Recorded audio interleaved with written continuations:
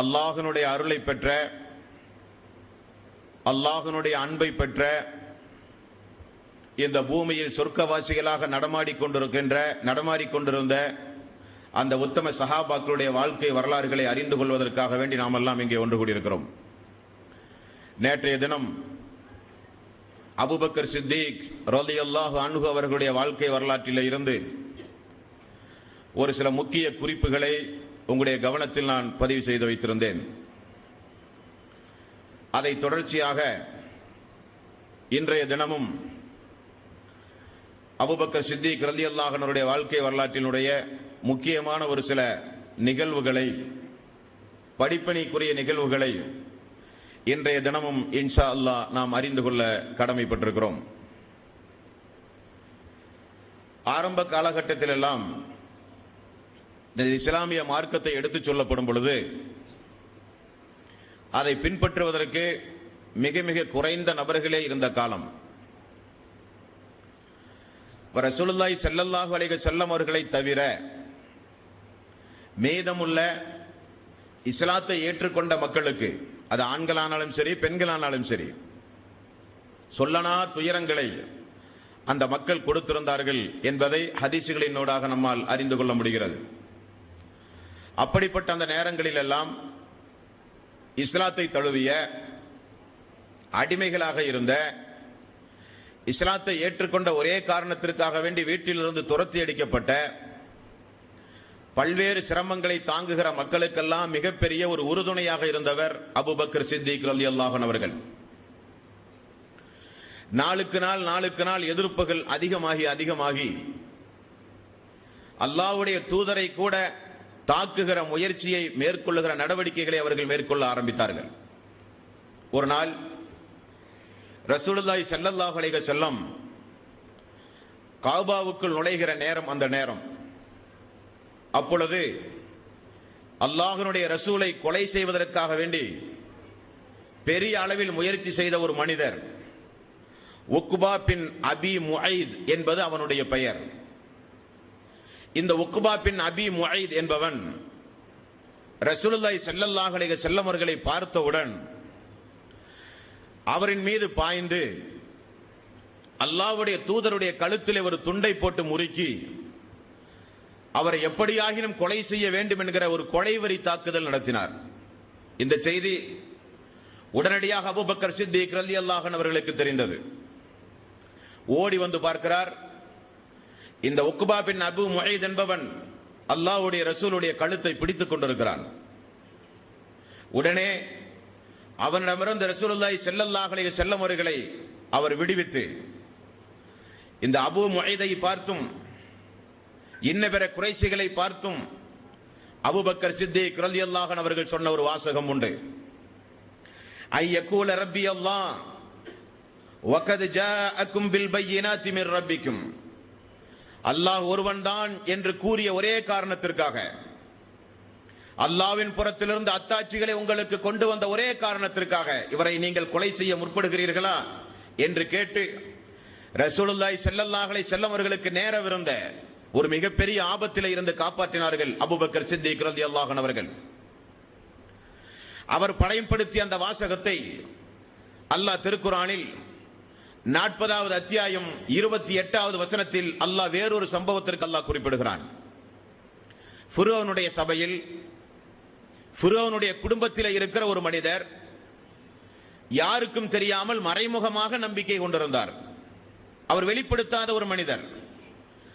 அவரும் ஒரு கட்டத்தில் ஃபிரௌனுடைய கொடுமை தாங்காமல் அவரும் ஃபிரௌனை பார்த்து நேருக்கு நேர் கேட்ட வாசகம் இந்த வாசகம். ஐயகூலு ரப்புன் அல்லாஹ், ஐயகூல ரப்புன் அல்லாஹ்.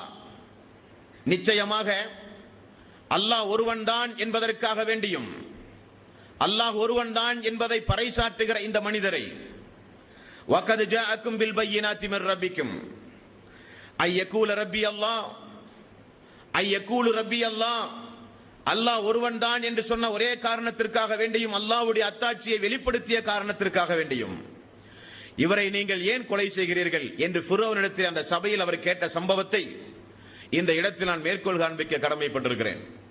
அப்ப எந்த அளவுக்கு அல்லாஹ்வுடைய ரசூலுடைய பாரம்பரியம், அவருடைய குடும்பம், அவருடைய குடும்பத்தினுடைய மிகப்பெரிய ஒரு பாரம்பரியத்திற்கு சொந்தக்கார ஒரு வம்சவழியில் பிறந்தவர்.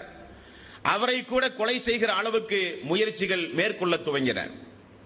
அன்பார்ந்த சோர்களே, ரசூலுல்லாஹி ஸல்லல்லாஹு அலைஹி வஸல்லம் அவர்கள் மெல்ல மெல்ல இப்படி இஸ்லாமிய பிரச்சாரம் செய்கிற ஒவ்வொரு காலகட்டத்திலும் ஒவ்வொரு வகையான கொடுமைகள் அதிகமாகிக் கொண்டே இருந்தது. கொடுமைகள் தாழாது, கொடுமைகளை சகிக்க முடியாத நேரத்தில் அல்லாஹ்வுடைய ரசூல் கொஞ்சம் கொஞ்சமாக மக்களை அபிசீனியாவுக்கு அனுப்பிய வரலாற்றை நேற்றைய தினம் நீங்கள் அறிந்தீர்கள். நாளுக்கு நாள் கொடுமைகள் அதிகமாகி வீதிகளிலே கொண்டு வந்து அடிப்பது, பொருளாதாரங்களை பறிப்பது, அதனுடைய உச்சகட்ட நிலையை நீங்கள் விளங்கிக் கொள்வதற்கு ஒரு சம்பவத்தை சொல்கிறேன். ரசூலுல்லாஹி ஸல்லல்லாஹு அலைஹி வஸல்லம் கௌபாவிலே தன்னுடைய மேலாடையை போர்த்தியவராக ஒரு நாள் சாய்ந்து படுத்துக் கொண்டிருந்தார். கப்பாப் ரலியல்லாஹு அன்ஹு அவர்கள் வந்தார்கள். அல்லாஹ்வுடைய ரசூலே, என்னுடைய முதுகை பாருங்கள், தீயில் என்னை புறமுதுகு காட்டி படுக்க வைத்து என்னுடைய முதுகையே காய்ச்சி உருக்கி எடுத்திருக்கிறார்கள். யா ரசூலல்லாஹ், கொடுமைகள் அதிகமாகி இருக்கிறது. அல்லாஹ்வுடைய ரசூலே, கொடுமைகள் குறைய, கொடுமையிலிருந்து நாங்கள் எங்களை காப்பாற்றிக் கொள்ள வல்ல, கொடுமையிலே இருந்து குறைய அல்லாஹ்விடத்திலே நீங்கள் பிரார்த்தனை செய்யுங்களேன். படுத்துக் கொண்டிருந்த ரசூலுல்லாஹி ஸல்லல்லாஹு அலைஹி வஸல்லம் கப்பாப் ரலியல்லாஹு அன்ஹுடைய செய்தியை கேட்டு எழுந்து அமர்ந்து கப்பாப் அவர்களை பார்த்து சொன்ன ஒரு சம்பவம் புகாரியிலே இடம்பெற்றிருக்கிறது. கப்பாபே, உங்களுக்கு முன்னால் இந்த இஸ்லாத்தை பின்பற்றிய, ஏகத்துவத்தை பின்பற்றிய மக்களுக்கெல்லாம் கொடுக்கப்பட்ட தண்டனை, அவர்கள் செய்த தியாகம், அவர்களெல்லாம் கழுத்துயர குழி வெட்டி குழுக்குள் இறக்கி ரம்பத்தால் அவர்கள் அறுத்து வீசப்பட்டார்கள். அப்படிப்பட்ட சோதனைகளும் துன்பங்களும் வராமல் நீங்கள் சொர்க்கம் செல்ல முடியாது. அல்லாஹ்வுடைய ஆயத்தும் நிதர்சனமாக அதைத்தான் போதிக்கின்றது. அம் ஹஸிபத்தும், அவர்கள் என்ன எண்ணிக்கொண்டார்களா? சூரத்துல் பக்கரா 2வது அத்தியாயத்தின் 214வது வசனம். அம் ஹஸிபத்தும் அன் ததுகுலுல் ஜன்னா, ஈமான் கொண்டு விட்டால் சோதிக்கப்படாமலேயே நீங்கள் சொர்க்கம் செல்ல முடியுமா? அல்லாஹ்வுடைய கேள்வி. இதையெல்லாம் தான் அன்றைய சஹாபாக்களுக்கு ரசூலுல்லாஹி ஸல்லல்லாஹு அலைஹி வஸல்லம் ஆறுதலாக எடுத்துச் சொல்லி அவர்களை உறுதிப்படுத்தினார்கள் என்பதை ஹதீஸினூடாக நம்மால் பார்க்க முடிகிறது. அப்ப கப்பாப் ரலியல்லாஹு அன்ஹு அவர்கள் சொல்லுகிற சம்பவத்திலே இருந்து வீடு பூந்து, அவர்கள் வெளியிலே சென்று கூட பிரச்சாரம் செய்யவில்லை, வீடு பூந்து அவர்கள் அடிக்கிற அளவுக்கு கொடுமைகள் தாண்டவமாடியது. கொடுமைகள் அதிகரித்து கொடுமையினுடைய உச்சகட்டம் என்னவென்றால், இவர்கள் அத்துணை பேரையும் முகம்மதை பின்பற்றுகின்ற, முகம்மதை சார்ந்த, அது பெண்களானாலும் சிறுவர்களானாலும் முதியோர்களானாலும் நடுத்தர இளைஞர்களானாலும் யாராக இருந்தாலும் சரி, முகம்மது சொல்வது சரி என்று யாரெல்லாம் பேசுகிறார்களோ அவர்கள் எல்லோரையும் சமூக பகிஷ்காரம் செய்வது என்கிற ஒரு முடிவுக்கு வந்தார்கள். சமூக பகிஷ்காரம் செய்வதாக எல்லா குலத்தவர்களும் தீர்மானித்து ஒப்பந்தம் செய்து அதை கௌபாவிலே கொண்டு வந்து கட்டி தொங்க விட்டார்கள். ஒப்பந்தம் 1 வருட காலம் நிறைவேறியது. 365 நாள் ரசூலுல்லாஹி ஸல்லல்லாஹு அலைஹி வஸல்லம் அவர்களும் அவர்களை சார்ந்தவர்களும் பசியும் பட்டினியுமாக காலத்தை கழித்தார்கள். அவர்களோடு யாரும் பேசக்கூடாது, அவர்களுக்கு நோய் வந்தால் விசாரிக்க கூட செல்லக்கூடாது, அவர்களுக்கு யாரும் கொடுத்துதவ கூடாது, அவர்களுக்கு நேரடியாகவோ மறைமுகமாகவோ யாராவது உணவு கொடுப்பதாக இருந்தால் நாங்கள் தண்டிப்போம் என்கிற அளவுக்கு ஒட்டுமொத்த சமூக பகிஷ்காரம். கொண்டு போன மக்கள் சமூக பகிஷ்காரத்துடைய அறிவிப்பு வந்தவுடன் வீட்டில் இருக்கிற மாவு, கோதுமை, பேரித்தம்பழம் கொண்டு போன அளவுக்கு உண்டார்கள், தீர்ந்தது. பிறகு உயிர் வாழ வேண்டுமே, அல்லாஹ்வுடைய உயிர் இருந்தால் தானே அல்லாஹ்வுடைய மார்க்கத்தை சொல்ல முடியும். அதற்காக வேண்டி அந்த மக்கள் இலைதலைகளை எல்லாம் கரைத்து குடித்து சமூக பகிஷ்காரத்தை எதிர்கொண்டார்கள். இப்படி ஒரு கொடுமை நடந்தது. இன்னொரு புறம் அதிலிருந்தும் அந்த சஹாபாக்களுடைய உறுதி, அல்லாஹ்வுடைய ரசூலுடைய பிரச்சாரம், அந்த சமூக பகிஷ்காரத்திற்கு பிறகு மீண்டும் மீண்டும் உத்வேகமாக, முன்பு இருந்ததை விட அதிகமாக பிரச்சாரம் ஆரம்பமானது. இதை கண்ட குறைஷிகள் எல்லாம் வெகுண்டெழுந்தார்கள். இந்த நேரத்தில் அல்லாஹ்வுடைய ரசூலுக்கு ஒரு மிகப்பெரிய ஒரு சோதனை வந்தது. என்னவென்றால், அல்லாஹ்வுடைய ரசூலை வளர்த்தி பாதுகாத்து வந்த அப்துல் முத்தலீப், அபு தாலிப் இவர்களெல்லாம் ஒரு குறிப்பிட்ட காலத்திற்கு பிறகு இறந்து போய் விடுகிறார்கள். அல்லாஹ்வுடைய ரசூலுடைய வலதுகரமே துண்டித்ததை போல பெரிய ஒரு பலம் போனது. அதற்கு பிறகு கதீஜா ரலியல்லாஹு அன்ஹா அவர்கள் இறந்தார்கள். கதீஜா ரலியல்லாஹு அன்ஹா அவர்கள் இறந்தவுடன் அவர்களுடைய குடும்ப பலமும் போனது. இப்பொழுது குறைஷிகளுக்கு நல்ல சந்தர்ப்பம். அல்லாஹ்வுடைய ரசூலுக்கு குடும்ப சப்போர்ட்டுகள் இல்லை, பலம் இல்லை. எப்படியாயினும் இனி இந்த முஹம்மதை நாம் கொன்றே தீர வேண்டும் என்கிற முடிவுக்கு வந்தார்கள். அல்லாஹ்வுடைய ஏற்பாடு, ரசூலுல்லாஹி ஸல்லல்லாஹு அலைஹி வஸல்லம் தன்னுடைய பலமெல்லாம் போனதை உணர்ந்து தன்னை பின்பற்றிய மக்கள், இஸ்லாத்தை ஏற்றுக்கொண்ட மக்களை எப்படியாகிலும் காப்பாற்ற வேண்டும் என்பதற்காக வேண்டி அல்லாஹ்வுடைய ரசூல் மதீனாவுக்கு ஹிஜ்ரத் செய்யுங்கள் என்று கட்டளை பிறப்பித்தார்கள். உமர் ரலியல்லாஹு அன்ஹு அவர்கள் முதற்கொண்டு எல்லோரையும் அல்லாஹ்வுடைய ரசூல் அனுப்பினார்கள். அல்லாஹ்வுடைய ரசூல் உடன் வைத்திருந்தது அபூபக்கர் சித்திக் ரலியல்லாஹு அன்ஹு அவர்களை மட்டும், கூட அலி ரலியல்லாஹு அன்ஹு அவர்களையும் வைத்துக் கொண்டார்கள். எல்லோரும் போனார்கள். ரசூலுல்லாஹி ஸல்லல்லாஹு அலைஹி வஸல்லம் அவர்களுடைய ஹிஜ்ரத் பயணத்தை பொறுத்தவரையில் மக்காவிலே இருந்து மதீனாவுக்கு அல்லாஹ்வுடைய ரசூல் கொள்கையை காப்பாற்றுவதற்காக வேண்டி ஹிஜ்ரத் பயணம் செய்தார்களே, இது எதிரிகளை கண்டு பயந்து என்று ஒரு சில வரலாற்று ஆசிரியர்கள் வரலாற்றினுடைய யதார்த்த தன்மை தெரியாமல் தப்பும் தவறுமாக எழுதி வைத்திருக்கிறார்கள். எதிரிகளை கண்டு பயந்து அல்ல. அல்லாஹ்வுடைய ரசூலை போல ஒரு மாவீரரை உலக வரலாற்றில் யாருமே பார்த்திருக்க முடியாது. அல்லாஹ்வுடைய ரசூல் அல்லாஹ்வுடைய வஹிக்கேற்பதான் மக்காவிலே இருந்து மதீனாவுக்கு புறப்பட்டாரே தவிர அல்லாஹ்வுடைய ரசூல் விருப்பப்பட்டு கூட மக்காவிலே இருந்து புறப்படவில்லை என்பதை அல்லாஹ்வுடைய ரசூல் மக்காவிலே இருந்து புறப்படும் பொழுது அந்த மக்காவினுடைய கஅபாவை திரும்ப திரும்ப பார்த்து பார்த்து ரசூலுல்லாஹி ஸல்லல்லாஹு அலைஹி வஸல்லம் அழுது கூறிய வாசகங்கள் ஹதீஸ்களிலே உண்டு. உன்னை பிரிய எனக்கு மனமில்லை, அல்லாஹ்வுடைய வஹி, அல்லாஹ்வுடைய ஏற்பாடு, அல்லாஹ் கட்டளையிட்டான் என்ற ஒரே காரணத்திற்காக வேண்டி உன்னை பிரிந்து நான் செல்கிறேன் என்று அழுது கொண்டு ரசூலுல்லாஹி ஸல்லல்லாஹு அலைஹி வஸல்லம் அவர்கள் மக்காவிலே இருந்து புறப்பட்டார்களே தவிர எதிரிகளை கண்டு பயந்து அல்ல. அவர் உள்ளபூர்வமாக விரும்பியும் அல்ல. அல்லாஹ் ரப்பல் ஆலமீன் மிகப்பெரிய ஒரு சாம்ராஜ்யத்தை நிறுவி அதற்கு பிறகு இந்த புனிதமிக்க கஅபாவை அல்லாஹ்வுடைய ரசூலுடைய கையில் ஒப்படைப்பதற்காக வேண்டி அல்லாஹ் தீர்மானித்து போட்ட திட்டம்தான் அந்த ஹிஜ்ரத்துடைய பயணம். இந்த பயணத்தில் எல்லோரும் மதீனாவுக்கு பயணமாகிற பொழுது அபூபக்கர் சித்திக் ரலியல்லாஹு அன்ஹு அவர்களுடைய அந்த உள்ளத்தை இந்த நல்ல நேரத்தில் நாம் கற்பனை செய்து பார்க்க வேண்டும். ரசூலுல்லாஹி ஸல்லல்லாஹு அலைஹி வஸல்லம் இடத்திலே ஓடி வந்தார்கள். யா ரசூலல்லாஹ், நீங்கள் எப்பொழுது போகிறீர்களோ அப்பொழுது நான் கூட வருகிறேன், என்னை தனியாக நீங்கள் அனுப்பாதீர்கள், உங்களோடு நான் இருக்க வேண்டும் யா ரசூலல்லாஹ் என்றார்கள். அப்படியா? அல்லாஹ்வுடைய ஏற்பாடு, அல்லாஹ்வுடைய வஹி வரும் வரை நாம் பொறுத்திருக்க வேண்டும் என்று ரசூலுல்லாஹி ஸல்லல்லாஹு அலைஹி வஸல்லம் பொறுத்திருந்தார்கள். இதற்கு இடையில் அல்லாஹ்வுடைய ரசூலையும் அவருக்கு ஆதரவாக யாரெல்லாம் இருக்கிறார்களோ எல்லோரையும் சேர்த்து கொள்வதாக முடிவு செய்தார்கள். அதற்காக வேண்டி அவர்கள் தீட்டிய திட்டம் என்ன? ஒரு குடும்பத்தை சார்ந்தவர்கள் மட்டும் இந்த வேலையில் இறங்கினால் அந்த குடும்பத்தாருக்கு பெரிய அளவிலே பாதிப்பு ஏற்படும். ஆகவே அபூஜஹிலும் உமையாவும் சொன்ன ஆலோசனை என்னவென்றால், ஒவ்வொரு கோத்திரத்திலிருந்தும் ஒவ்வொரு குடும்பத்திலிருந்தும் ஒவ்வொரு நபர்கள் வர வேண்டும். எல்லா குடும்பத்தார்களும் எல்லா கோத்திரத்தார்களும் சேர்ந்து தாக்கி அவரை இல்லாமல் ஆக்க வேண்டும். இதுதான் ஏற்பாடு. இந்த இடத்தில் மிக முக்கியமான ஒரு சம்பவத்தை நீங்கள் நினைவு கூற வேண்டும். சஹாபாக்களை பொறுத்த வரையில் பலதரப்பட்ட சஹாபாக்கள் உண்டு. அவரவர்களுடைய ஈமான், அவரவர்களுடைய தக்குவா, எந்த அளவுக்கு அல்லாஹ்வுடைய ரசூலை நேசித்தார்களோ அந்த விதத்திற்கு ஏற்றவாறெல்லாம் சஹாபாக்களுடைய தரங்கள் உண்டு. அதில் ஒரு குறிப்பிட்ட சஹாபாக்கள் உண்டு. அவர்கள் அல்லாஹ்வுடைய ரசூலுக்காக வேண்டி உயிரை கொடுக்கக்கூடிய சஹாபாக்கள். அல்லாஹ்வுடைய ரசூலுக்காக வேண்டி உயிரை கொடுப்பார்கள். அது எந்த நேரம் அல்லாஹ்வுடைய ரசூல் கூப்பிட்டாலும் உடனடியாக வந்து நிற்பார்கள். ஏன், எதற்கு, எங்கே, எப்படி என்றெல்லாம் கேட்க மாட்டார்கள். அதில் ஒரு சம்பவம் இந்த சம்பவத்தில் இடம்பெறுகிறது. ரசூலுல்லாஹி ஸல்லல்லாஹு அலைஹி வஸல்லம் ஒரு நாள் அபூபக்கர் சித்திக் ரலியல்லாஹு அன்ஹு அவர்கள் எதிர்பார்த்துக் கொண்டிருக்கிறார்கள். ஹிஜ்ரத் பயணத்திற்காக எல்லோரும் போய்விட்டார்கள். 15 நாள் பயணம் சென்று மதீனாவுக்கு சென்றடைந்து விட்டார்கள். அல்லாஹ்வுடைய ரசூலும் தானும் செல்வதற்காக வேண்டி 2 ஒட்டகத்தை கண்ணுங்கருத்துமாக உணவு கொடுத்து நல்ல கொழுக்க செய்து பாதுகாப்பு வளர்த்தி கொண்டிருந்தார்கள். ஒரு நாள் பகல் நேரம், கடுமையான தீ, வெயில் அடிக்கக்கூடிய நேரம், அன்றைக்கெல்லாம் அல்லாஹ்வுடைய ரசூல் வெளியே வராத நேரம். அப்பொழுது தன்னுடைய முகத்தை மூடிக்கொண்டு ரசூலுல்லாஹி ஸல்லல்லாஹு அலைஹி வஸல்லம் அபூபக்கர் சித்திக் அவருடைய வீட்டுக்கு ஓடி வந்தார்கள். அபூபக்கர் அவர்களே, உங்களோடு தனியாக பேச வேண்டும். அல்லாஹ்வுடைய ரசூலை, வீட்டில் யாரும் இல்லை, எனது மகள் எனது தந்தை மட்டும்தான் உண்டு, பேசலாம். என்ன விஷயம்? அல்லாஹ்வுடைய வஹி வந்து விட்டது, நாம் ஹிஜ்ரத் பயணம் மேற்கொள்ள வேண்டும்.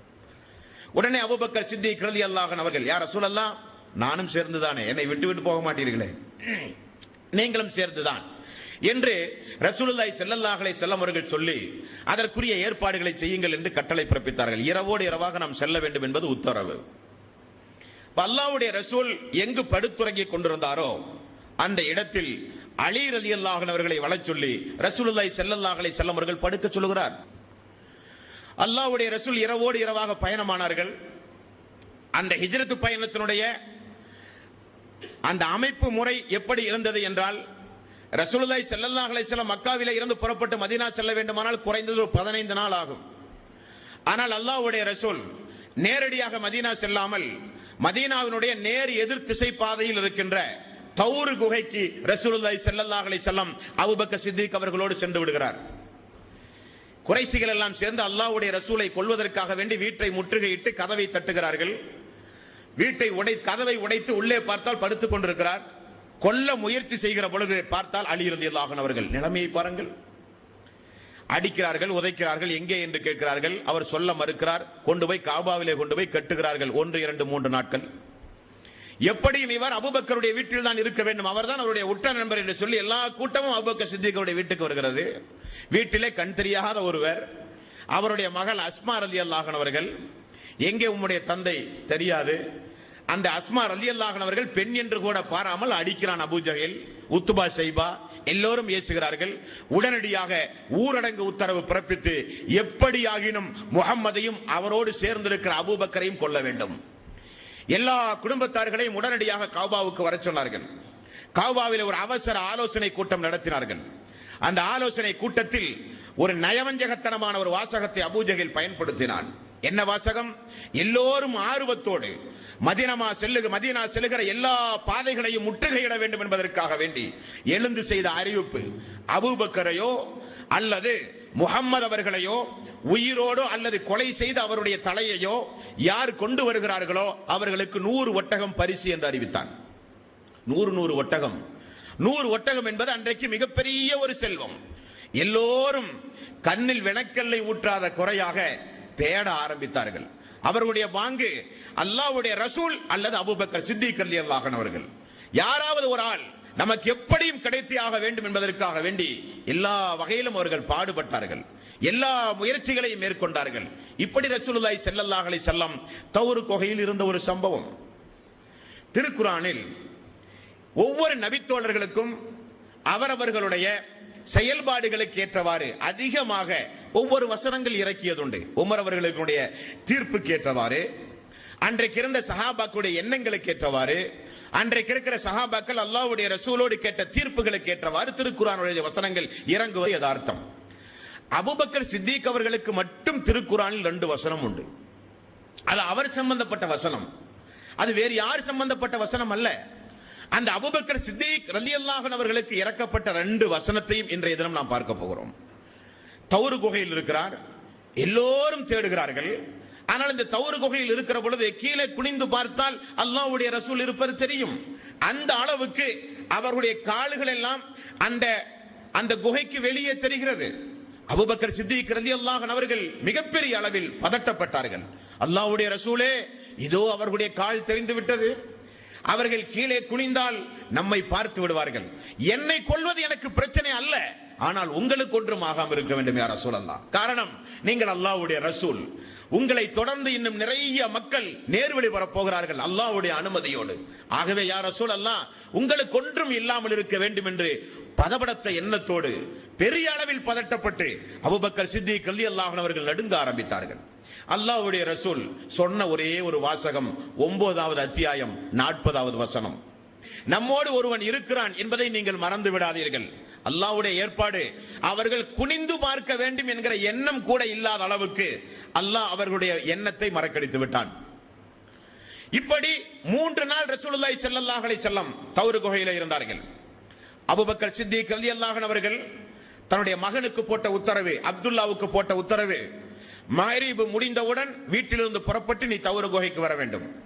பகலில் அவர்கள் என்னென்ன சூழ்ச்சிகள் செய்கிறார்கள், எப்படிப்பட்ட ஏற்பாடுகளை, எப்படிப்பட்ட திட்டம் செய்கிறார்கள் என்பதை நீ வந்து சொல்ல வேண்டும் என்கிற ஒரு ஏற்பாடு.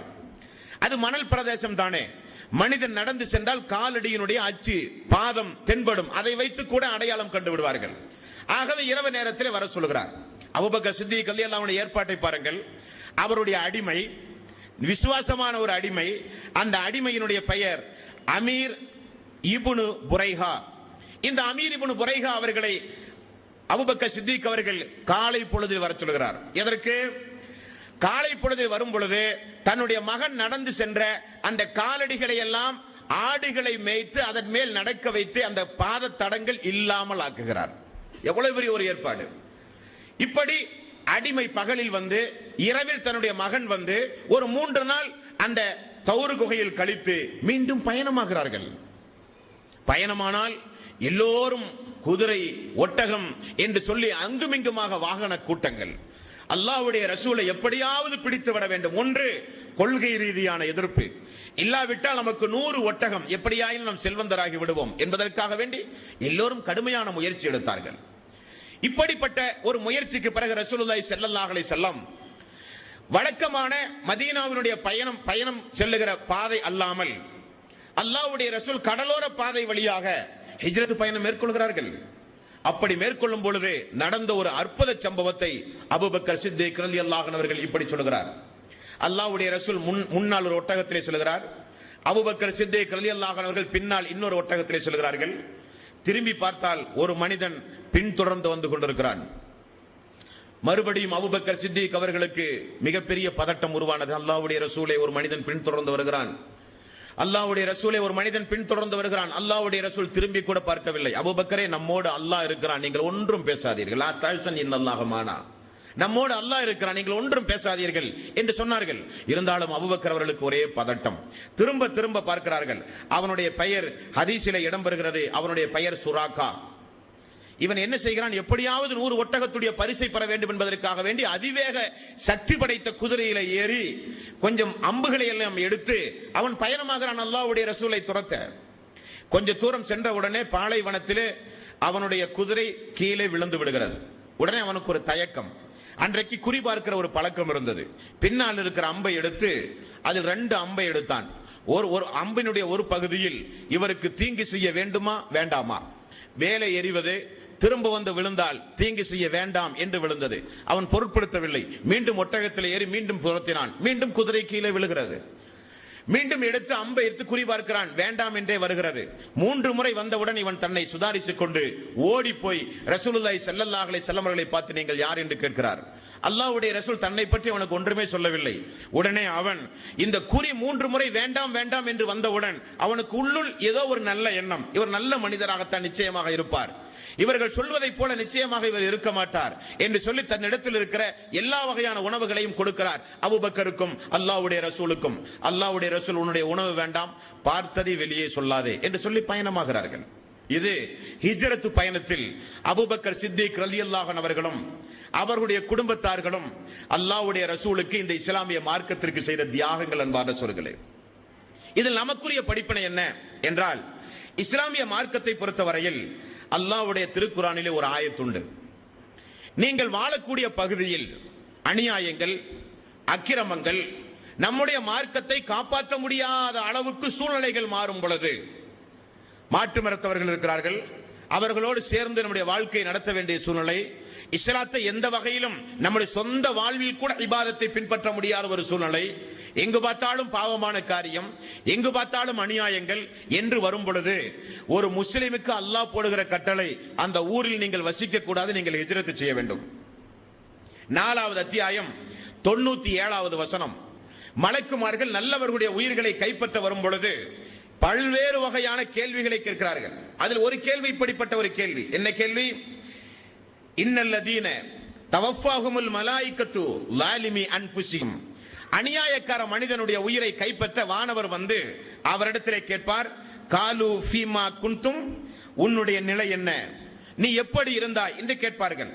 காலு குன்னா முஸ்தல்அஃபீன ஃபில் அர்லி, நான் பூமியில் பலகீனமானவனாக இருந்தேன், ஆகவேதான் இந்த அநியாயங்களை எல்லாம் நான் செய்தேன் என்று அவன் சொல்லுவான். அப்ப வானவர் சொல்லுகிற பதில், காலு அலம் தக்குன் ஆரலுல்லாஹி வாசிஅத்தன் ஃபத்துஹாஜிரு ஃபீஹா, அல்லாஹ்வுடைய பூமி விசாலமானதாயிற்றே, ஏன் ஹிஜ்ரத் செய்து உன்னுடைய மார்க்கத்தை நீ காப்பாற்றவில்லை?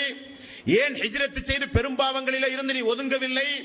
அல்லாஹ்வுடைய பூமி விசாலமானதாயிற்றே, யார் அல்லாஹ்வுடைய மார்க்கத்திற்காக வேண்டி ஹிஜ்ரத் பயணம் மேற்கொள்கிறார்களோ அவர்கள் எங்கு ஹிஜ்ரத் பயணம் செய்து தங்குகிறார்களோ அந்த இடத்தில் அல்லாஹ் அவர்களுக்கு செழிப்பான வாழ்வை கொடுப்பான் என்றும் அல்லாஹ் திருக்குர்ஆனிலே சொல்கிறான். இது ஒரு பாடம், நமக்குரிய பாடம் அன்பார்ந்த சோர்களே. இப்படிப்பட்ட அபூபக்கர் சித்திக் ரலியல்லாஹு அன்ஹு அவர்களை அல்லாஹ்வுடைய ரசூல் சொன்ன நற்செய்தியை பாருங்கள். எப்படிப்பட்ட நற்செய்தி! சுப்ஹானல்லாஹ்.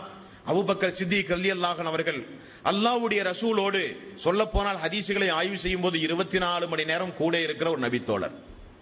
அல்லாஹ்வுடைய ரசூல் எது குறித்து ஆலோசனை செய்வதாக இருந்தாலும் முதற் கட்டத்தில் என்னுடைய தோழர் அபூபக்கரை அழையுங்கள். இப்படித்தான் அல்லாஹ்வுடைய ரசூலுடைய வழக்கம். ஒரு நாள் உஹது மலையின் மீது ரசூலுல்லாஹி ஸல்லல்லாஹு அலைஹி வஸல்லம் ஏறி அமர்ந்து கொண்டிருந்த ஒரு சம்பவம்.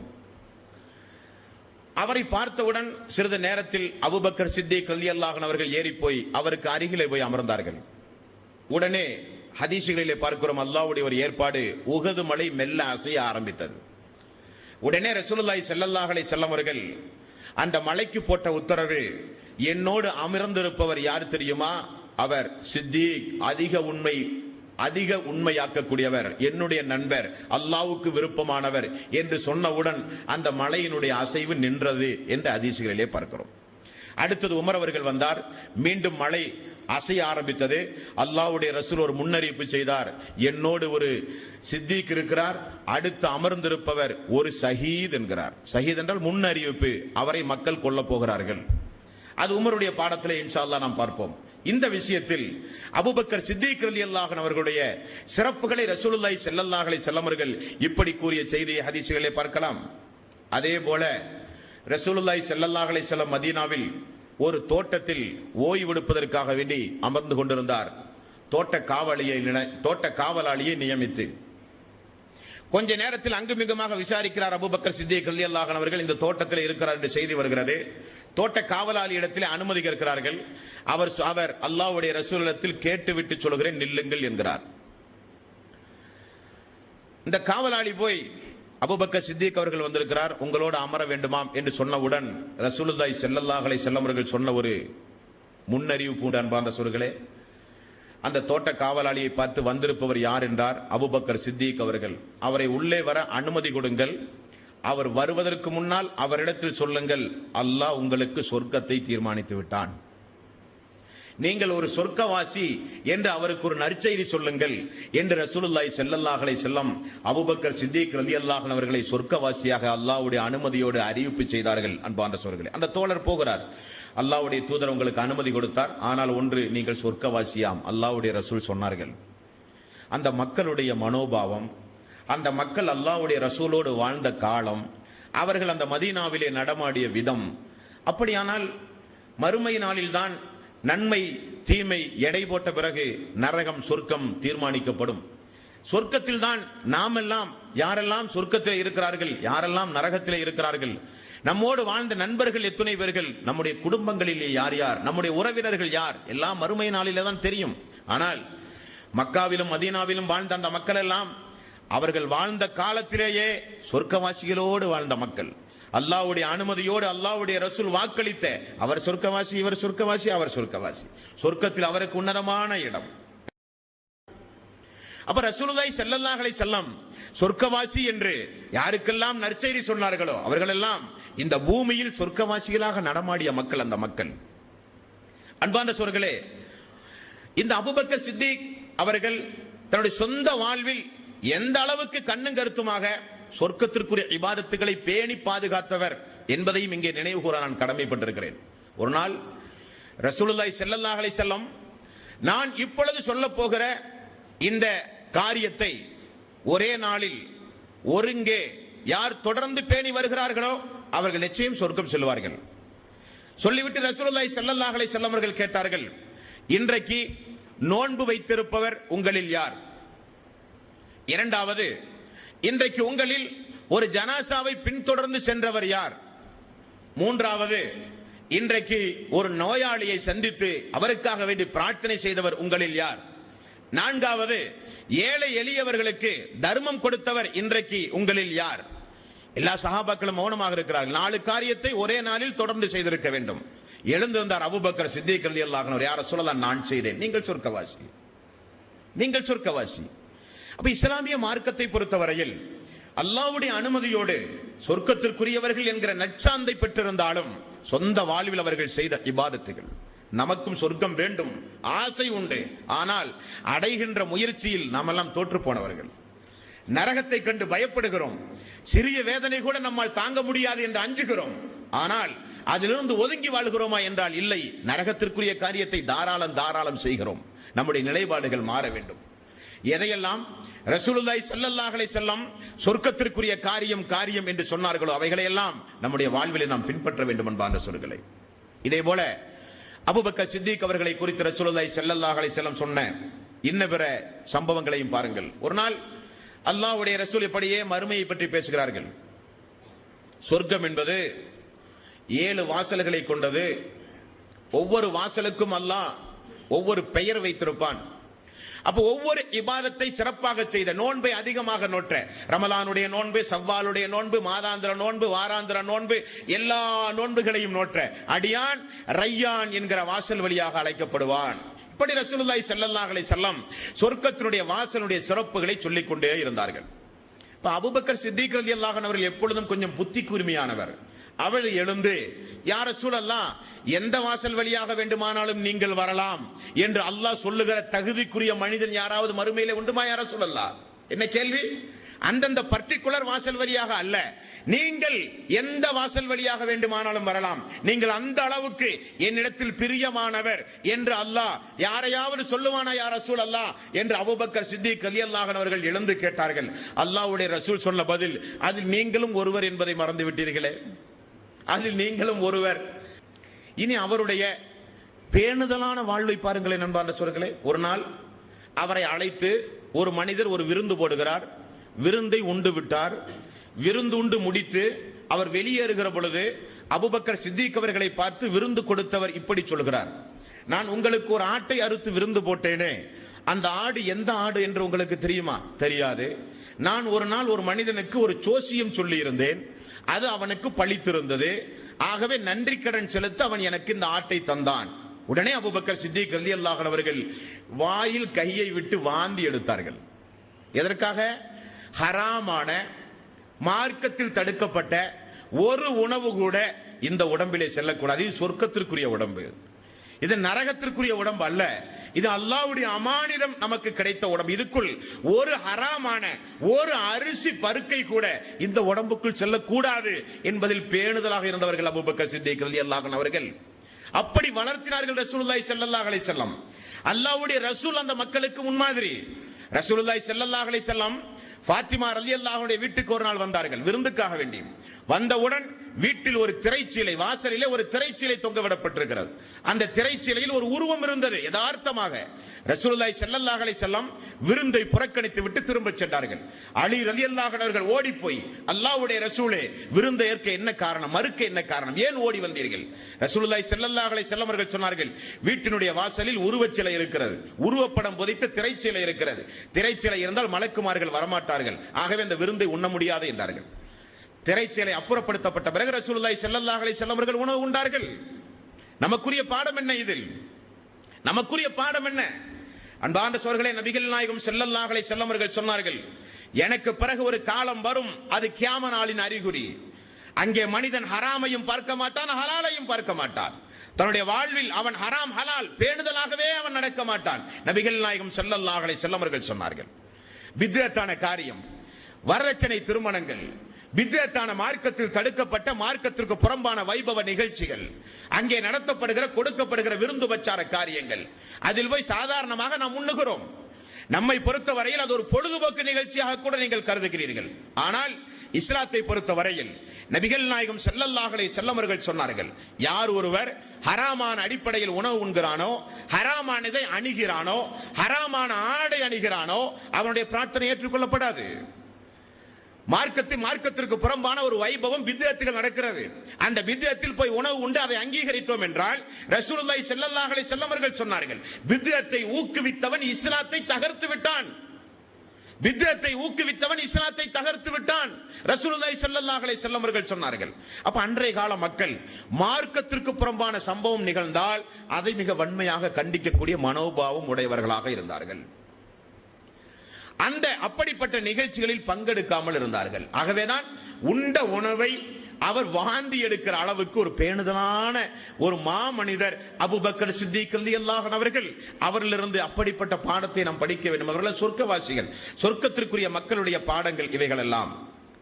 அல்லாஹ்வுடைய ரசூல் மரண நேரத்தில் நோய்வாய்ப்பட்டு கிடந்தார்கள். இஷாவுடைய நேரம், மக்கள் எல்லாம் இஷா தொழுகைக்கு எதிர்பார்த்து கொண்டிருக்கிறார்கள்.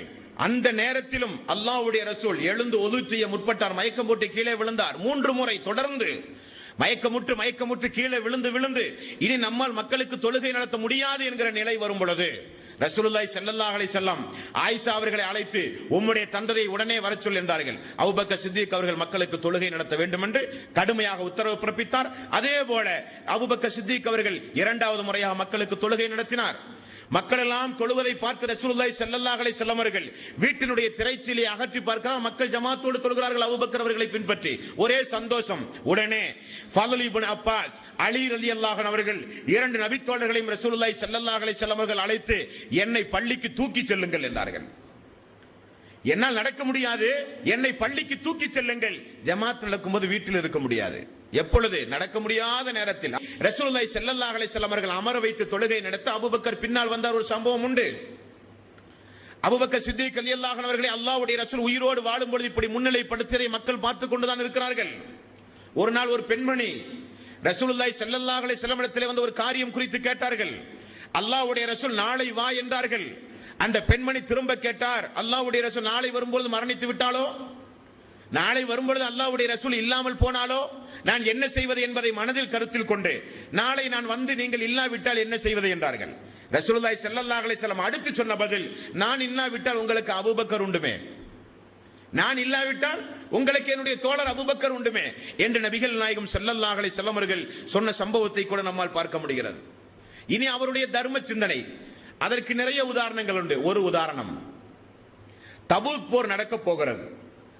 இந்த தபூர் போருக்காக வேண்டி உங்களால் முடிந்த பொருளாதாரத்தை அல்லாஹ்வுக்காக வேண்டி உதவி செய்யுங்கள் என்று ரசூலுல்லாஹி ஸல்லல்லாஹு அலைஹி வஸல்லம் அவர்கள் கூறினார்கள். அப்பொழுது மக்கள் எல்லாம் பொருளாதாரத்தை கொடுத்துக் கொண்டிருக்கிற நேரத்தில் உமர் ரலியல்லாஹு அன்ஹு அவர்களுக்கு மட்டும் ஒரு எண்ணம் தோன்றியது. என்ன எண்ணம்? இப்போ அல்லாஹ்வுடைய பாதையில் பொருளாதாரத்தை எடுத்து எல்லோரும் வரப்போகிறார்கள். இந்த நேரத்தில் நம்முடைய பொருளாதாரம் தான் அதிகமாக இருக்க வேண்டும். இந்த விஷயத்தில் அபூபக்கர் அவர்களை கூட நாம் மிஞ்ச வேண்டும் என தீர்மானித்து நேரடியாக உமர் ரலியல்லாஹு அன்ஹு அவர்கள் அவருடைய வீட்டுக்கு செல்கிறார். தன்னுடைய சொத்தை 2ஆக பிரிக்கிறார். ஒன்று தன்னுடைய மனைவி மக்கள் குடும்பத்திற்கு, இன்னொன்றை எடுத்துக்கொண்டு வரிசையிலே நிற்கிறார்கள். அவருக்கு பின்னால் அபூபக்கர் சித்திக் அவர்கள் கொஞ்ச நேரத்திலே வந்து வரிசையில் நின்றார்கள். ரசூலுல்லாஹி ஸல்லல்லாஹு அலைஹி வஸல்லம் ஒவ்வொரு ஆட்களிடமும் வாங்குகிறார். உமர் அவர்களை பார்த்தால் சொத்து நிறைய வைத்திருக்கிறார், நிறைய தீனார், நிறைய வெள்ளிக்காசுகள். உமர் அவர்களே, ஏன் இவ்வளவு? உங்களுடைய வீட்டில் ஒன்றும் இல்லையா? யா ரசூலல்லாஹ், வீட்டுக்கு சென்றேன், சொத்தை 2ஆக பிரித்தேன், ஒன்று அல்லாஹ்வுடைய பாதையில், இன்னொன்று எனக்கு. அவருக்கு ஒரே சந்தோஷம். அடுத்தது அபூபக்கர் சித்திக் ரலியல்லாஹு அன்ஹு அவர்கள், அவரும் சிறு தீனாரை கொடுத்தார். தோழரே, உங்களுடைய வீட்டில் என்ன? என்னுடைய வீட்டில் அல்லாஹ்வும் அல்லாஹ்வுடைய ரசூலும் எனக்கு போதும். என்னுடைய வீட்டில் அல்லாஹ் உண்டு, என்னுடைய வீட்டில் அல்லாஹ்வுடைய தூதராக உங்களுடைய நடைமுறை உண்டு, இனி எனக்கு வேறொன்றும் வேண்டாம் என்றார். உமர் ரலியல்லாஹு அன்ஹு அவர்கள் அதிர்ந்து போனார். இனி நம்முடைய வாழ்நாளில் இந்த அபூபக்கரை எந்த வகையிலும் மிஞ்ச முடியாது என்று தீர்மானித்தார். இனி ஒரு சம்பவத்தை சொல்லவா? கேட்டால் நீங்கள் ஆச்சரியப்படுவீர்கள். இது சாத்தியமே இல்லை என்பீர்கள். அப்படிப்பட்ட ஒரு சம்பவம். சுருக்கமாக, ஆயிஷா ரலியல்லாஹு அன்ஹா அவர்கள் மீது ஒரு மோசமான ஒரு அவதூறு சொல்ல ஒரு காலம். ரசூலுல்லாஹி ஸல்லல்லாஹு அலைஹி வஸல்லம் 15 நாள் தேம்பி அழுத ஒரு சந்தர்ப்பம். ஆயிஷா ரலியல்லாஹு அன்ஹா மீது ஒரு அவதூறு சொல்லி அந்த அவதூறு மதீனா முழுக்க யூதர்களால், முனாஃபிக்குகளால் திட்டமிட்டு பரப்பப்பட்டு அதற்கு ஒரு சில நபித்தோழர்களும் பழிகேடானார்கள். இருக்குமோ? அப்படி இருக்குமோ, இப்படி இருக்குமோ, ஏன் இருக்கக்கூடாது, இருந்தால் என்ன தவறு பேச ஆரம்பித்தார்கள். அதில் ஒருவர் மிஸ்தஹ் ரலியல்லாஹு அன்ஹு. இவர் யார் என்றால் பத்ர் போரில் பங்கெடுத்த ஒரு நபித்தோழர். இந்த மிஸ்தஹ் யார் என்றால் அபூபக்கர் சித்தீக் ரலியல்லாஹு அன்ஹு அவர்கள் தன்னுடைய சொந்த பணத்தில் அவரை வாழ வைத்துக் கொண்டிருக்கிறார். தன்னுடைய சொந்த பணத்தில் அவருக்கு தேவையான உணவு கொடுத்து அவரை பராமரித்துக் கொண்டிருக்கிறார். அபூபக்கர் சித்தீக் அவர்களுக்கு செய்தி வருகிறது, மிஸ்தகும் சேர்ந்து உங்களுடைய மகளின் மீது இப்படி சொல்லுகிறார். யோசித்து பாருங்களேன், நாம இருந்தா விடுவோமா? நம்மிடத்தில் பணிபுரிகிற ஒருவன் இப்படி ஒரு தவறை செய்தால் கூட நம்மால் ஜீரணிக்க முடியாது. பணிபுரிகிறவன், பணிக்காக வேண்டி ஊதியம் வாங்குகிறவன், இது பணி அல்ல, வளர்த்துகிறார் மிஸ்ஸாதை ரசூலுல்லாஹி அபூபக்கர் சித்தீக் ரலியல்லாஹு அன்ஹு அவர்கள். கேள்விப்பட்டவுடன் துடியாய் துடித்து போனார். சொன்னார், அல்லாஹ்வின் மீது சத்தியமாக நாளது முதல் உனக்கு ஒரு பைசா கூட தர மாட்டேன், இனி உனக்கு என்னுடைய காசு கிடையாது, ஹராம் என்றார்கள். சொல்லுகிற உரிமை உண்டு. காரணம், பாதிக்கப்பட்டது அவருடைய மகள், அல்லாஹ்வுடைய ரசூலுடைய மனைவி, நமக்கெல்லாம் தாய், இன்னவர மக்களுக்கெல்லாம் தாய், அல்லாஹ்வுடைய ரசூலுடைய மனைவி, சொந்த தோழருடைய மகள். அவரை உடன் இருக்கிற ஒரு மனிதர் இப்படிப்பட்ட ஃபித்னா ஃபசாதில் ஈடுபடுகிறார். அல்லாஹ்வே சத்தியமாக இனி உனக்கு என்னுடைய தர்மம் கிடையாது, பொருளாதாரம் கிடையாது என்கிறார்கள். அல்லாஹ் என்ன செய்கிறான்? இந்த சொர்க்கத்து வாசியை மென்மேலும் அல்லாஹ் தூய்மைப்படுத்த, அவருடைய உள்ளத்தில் இருக்கிற கசடுகளை அகற்ற, எல்லா மக்களுக்கும் அவர் முன்மாதிரியாக திகழ அல்லாஹ் ரப்பல் ஆலமீன் செய்த ஏற்பாடு. 24வது அத்தியாயத்தின் 22வது வசனத்தை அல்லாஹ் உடனே இறக்குகிறான். அல்லாஹ் சொல்கிறான், வலா யஅதலில் வலா 22வது வசனம், வலா யஅதலி உலில் ஃபضل மின்கும் வஸ்ஸஅதி அன் யுது உலில் குர்பா வல் மசாகீன வல் முஹாஜிரின ஃபீ சபீலில்லாஹ். அல்லாஹ்வின் மீது சத்தியமிட்டு உங்களில் இருக்கிற செல்வந்தர்கள், முஹாஜிர்களுக்கோ அன்சாரிகளுக்கோ ஏழை எளியவர்களுக்கோ இனி நான் தர்மமே செய்ய மாட்டேன் என்று அல்லாஹ்வின் மீது சத்தியமிட்டு நீங்கள் சொல்ல வேண்டாம். அவர்கள் செய்த அந்த தீய செயலை நீங்கள் பொருட்படுத்தாது மன்னித்து விடுங்கள். காரணம், அலா துஹிப்பூன அன் யஃபிரல்லாஹு லக்கும், அல்லாஹ் உங்களை மன்னிக்க வேண்டும் என்று நீங்கள் விரும்ப மாட்டீர்களா? அல்லாஹ்வுடைய வாசகத்தை பாருங்கள். அவர் தவறு செய்தார், மதீனா பத்ரு போரில் பங்கெடுத்த தோழர், அவர் செய்த தவறை பொருட்படுத்தாமல் விட்டுவிட்டு மன்னித்தால் அல்லாஹ் உங்களை மன்னிக்க வேண்டும், அல்லாஹ் உங்களுக்கு உயர்வான அந்தஸ்தை தர வேண்டும் என்று நீங்கள் எண்ண மாட்டீர்களா என்று அல்லாஹ் ரப்பல் ஆலமீன் ஆயத்தை இறக்கினான். மறு நிமிடமே தன்னுடைய நிலையை மாற்றி தனது மகளின் மீது அவதூறு சொன்ன மிஸ்தக் அவர்களுக்கு மீண்டும் மீண்டும் மாறி கொடுத்த ஒரு கொடைவள்ளல் அபூபக்கர் சித்தீக் ரலியல்லாஹு அன்ஹு அவர்கள். நடக்குமான் பாதசோர்கள் எங்காவது எந்த ஒரு வரலாற்றிலாவது இப்படிப்பட்ட ஒரு சம்பவத்தை பார்க்க முடியுமா? இப்படி இருக்கிறார்கள் அபூபக்கர் சித்தீக் அவர்கள். ரசூலுல்லாஹி ஸல்லல்லாஹு அலைஹி வஸல்லம் ஒரு நாள் நோய்வாய்ப்பட்டு மக்களுக்கு எப்பொழுதாவது உரை நிகழ்த்துகிற அளவுக்கு அவருடைய சூழ்நிலை மாறியது. ரொம்ப முக்கியத்துவம் வாய்ந்த உரை. ஜுமாவுடைய மேடையில் நின்று கொண்டு ரசூலுல்லாஹி ஸல்லல்லாஹு அலைஹி வஸல்லம் ஒரு நாள் மக்களை பார்த்து சொன்னார்கள், அல்லாஹ் ஒரு அடியானிடத்தில் இப்படி கேட்டான். எப்படி? அல்லாஹ்வின் புறத்தில் இருக்கிற மறுமையில் இருக்கிற அந்த சொர்க்கம் வேண்டுமா, அல்லது இந்த உலகத்தில் அல்லாஹ்வுடைய வளங்கள் உண்டுமே, செல்வங்கள், அது வேண்டுமா? அல்லாஹ் தரப்போகிறான். இப்பொழுது தரப்போகிறான். மக்காவில் பட்ட கஷ்டம், மதீனாவிலே பட்ட கஷ்டம், சொல்லனா துன்பம் எல்லாம் நீங்கி மிகப்பெரிய ஒரு செல்வத்தை அல்லாஹ் கொடுக்க போகிறான். அப்ப அல்லாஹ் கேட்டான். என்ன கேட்கிறான்? ஒரு அடியானிடத்தில் உனக்கு உலகத்திலே இருக்கிற வளங்கள், சொத்துகள், சுகங்கள் வேண்டுமா, அல்லது மறுமையில் இருக்கிற சொர்க்கம் வேண்டுமா என்று அல்லாஹ் கேட்டான். அந்த அடியார் மறுமையில் இருக்கிற அந்த சொர்க்கத்தை முடிவு செய்து விட்டார் என்று ரசூலுல்லாஹி ஸல்லல்லாஹு அலைஹி வஸல்லம் அவர்கள் பேசுகிறார் மக்களிடத்தில். எல்லா சஹாபாக்களும் உண்டு, மார்க்க ஞானம் படைத்த சஹாபாக்கள் எல்லாம் உண்டு. அபூபக்கர் சித்தீக் அவர்கள் மட்டும் சட்டென எழுந்தார்கள் அந்த சபையில இருந்து. யா ரசூலல்லாஹ், அல்லாஹ்வுடைய ரசூலே, என்னுடைய தாய், என்னுடைய தந்தை, என்னுடைய மனைவி, என்னுடைய மக்கள், என்னுடைய பொருளாதாரம், என்னுடைய உலகத்தில் என்னுடைய உயிர் அனைத்தையும் உங்களுக்கு தருகிறேன் யா ரசூலல்லாஹ், எங்களை விட்டு நீங்கள் பிரிந்து விடாதீர்கள். சஹாபாக்களுக்கெல்லாம் ஒன்றுமே புரியவில்லை. இந்த வயது முறிந்த மூத்தறிஞர் என்ன சொல்கிறார்? அல்லாஹ்வுடைய ரசூல் அந்த அளவுக்கு என்ன சொன்னார்? உடனே ரசூலுல்லாஹி ஸல்லல்லாஹு அலைஹி வஸல்லம் அவர்கள் சுதாரித்துக் கொண்டு, அல்லாஹ்வுடைய ரசூல் இவர் யார் தெரியுமா? இந்த உலகத்தில் இந்த மார்க்கத்திற்காக எல்லோரும் என்னை பொய் பேசுகிறவர் என்று சொல்லும் பொழுது தனியாக நின்று இவர் அல்லாஹ்வுடைய ரசூல் என்று சொன்னவர் என்று ரசூலுல்லாஹி ஸல்லல்லாஹு அலைஹி வஸல்லம் அவர்கள் சொன்னார்கள். அல்லாஹ்வுடைய ரசூலுடைய மௌத்துக்கு பிறகு மூத்த சஹாபாக்கள் சொல்கிறார்கள், அபூபக்கர் சித்தீக் அவர்கள் எந்த அளவுக்கு அறிவு ஞானம் உடையவர் என்பது எங்களுக்கு அன்றைக்கு தான் தெரியும். அல்லாஹ்வுடைய ரசூல் சொன்னது அவர் மரணிக்க போகிறார் என்று. அல்லாஹ்வுடைய ரசூல் சொன்னது அவர் மரணிக்க போகிற முன்னறிவிப்பை செய்த உரை அது. அல்லாஹ் கேட்டான் தூதரிடத்தில், ரசூலுல்லாஹி ஸல்லல்லாஹு அலைஹி வஸல்லம் இடத்தில், என்னவென்று, உங்களுக்கு மறுமையில் இருக்கிற சொர்க்கம் வேண்டுமா, உலகத்தில் ஏதாவது அந்தஸ்து வேண்டுமா? அந்த அடியார் யார்? ரசூலுல்லாஹி ஸல்லல்லாஹு அலைஹி வஸல்லம். அவர் சொர்க்கத்தை தேர்வு செய்து விட்டார், அவருடைய வாழ்வு முடிந்து விட்டது. ஆகவேதான் அபூபக்கர் சித்திக் ரலியல்லாஹு அன்ஹு அவர்கள், யா ரசூலல்லாஹ், எங்களை விட்டும் போய் விடாதீர்கள், எங்களுடைய தாய் தந்தை மனைவி மக்கள் எல்லாம், எங்களுடைய உயிர் பொருளாதாரம் எல்லாவற்றையும் தருகிறோம், யா ரசூலல்லாஹ், எங்களை விட்டு சென்று விடாதீர்கள் என்று சொன்ன மகாமனிதர் அபூபக்கர் சித்திக் ரலியல்லாஹு அன்ஹு அவர்கள்.